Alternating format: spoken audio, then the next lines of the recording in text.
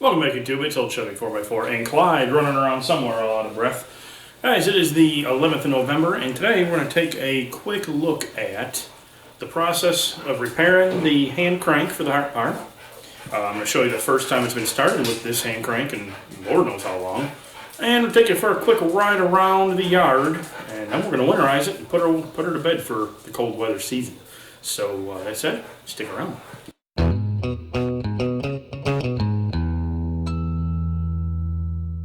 So here's what I started with. Both lobes broken off of the crank, one worse than the other.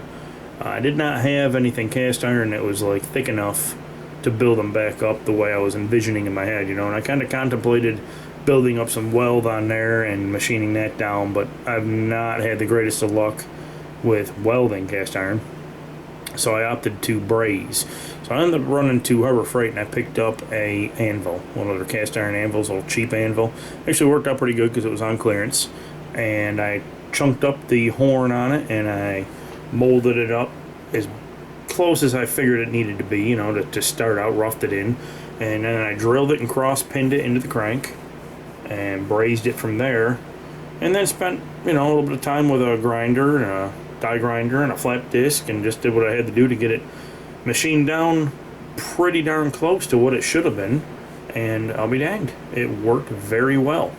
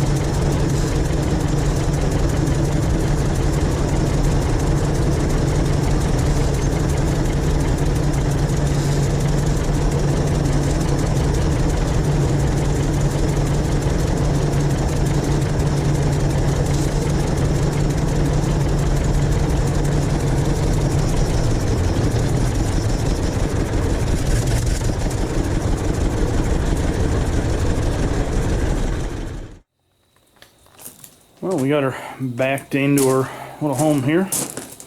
Time to do a little winterizing. The water draining out, making a big old mess. I'm going to get my oiler here.